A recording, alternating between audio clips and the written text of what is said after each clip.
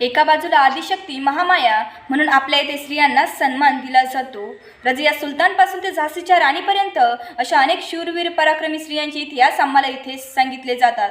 पण दुसऱ्या बाजूला आज कित्येक स्त्रिया या गर्भलिंग तपासणीच्या बळी ठरतात. उरल्या बलात्काराच्या बळी ठरतात आणि त्यातूनही काही उरल्यास तर त्या कौटुंबिक हिंसाचाराच्या जाळ्यामध्ये अडकतात.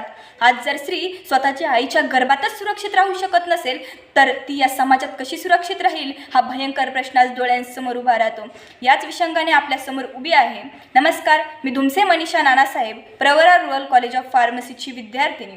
कैलासवासी सौ सुशीलाबाई शंकरराव काळे सन 2024-25 यांचे स्मृतिप्रित्यर्थ भव्य आंतरमहाविद्यालयीन राज्यस्तरीय ऑनलाईन वक्तृत्व स्पर्धेत विषय मांडते आहे महिला सुरक्षा, चिंता व चिंतन.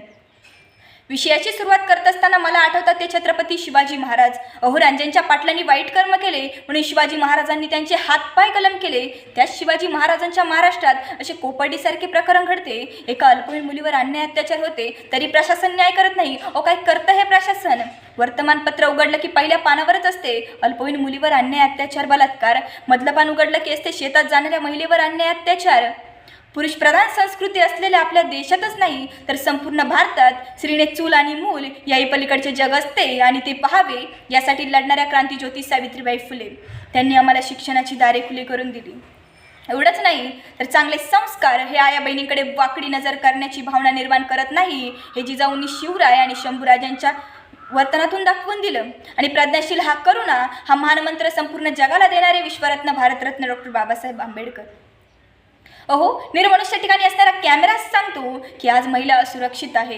पदव्यांची प्रमाणपत्रे मिरवणारे काही डॉक्टर मातीशी, सामाजिक जाणीवेशी बेईमान झाले. आणि जर खऱ्या अर्थानं महिला सुरक्षेची चिंता मिटवायची असेल ना तर गर्भलिंग तपासणी करणाऱ्या डॉक्टरांचा बंदोबस्त करून कायद्याची अंमलबजावणी ही तुम्हाला आणि मला करावीच लागेल.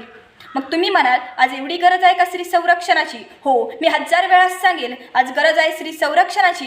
कारण विज्ञानाने एकीकडून आज आम्हाला ग्रहण पाहायला शिकवलं आणि दुसरीकडे स्त्री जन्मालाच ग्रहण लावलं.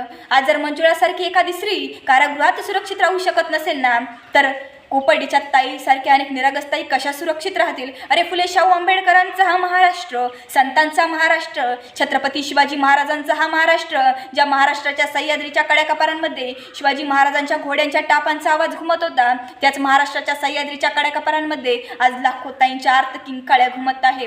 वाचवा वाचवा म्हणून साथ घालत आहे. म्हणून मी म्हणते आज गरज आहे स्त्रियांना संरक्षण देण्याची. आज अनुरिमा सिन्हा, PT उषा, सानिया मिर्झा, आपल्या सिंधुताई सपकाळ या आणि यांसारख्या अनेक महिला पुरुषी मानसिकतेत जळजळीत अंजन घालताय. आणि अशी अश्लील कृत्य जेव्हा आपली जवळचीच व्यक्ती करताना दिसतात ना तेव्हा मला वाटतं की त्यांच्यासाठी कोणत्या कायद्यापेक्षा आणि कोणत्या कलमापेक्षा त्यांची मानसिकता बदलवणारा एखादा मानवतावादी पॅटर्न आणता येतोय का यावरही विचार केला पाहिजे. भारतीय दंड संहितेच्या कलम 292 ते 294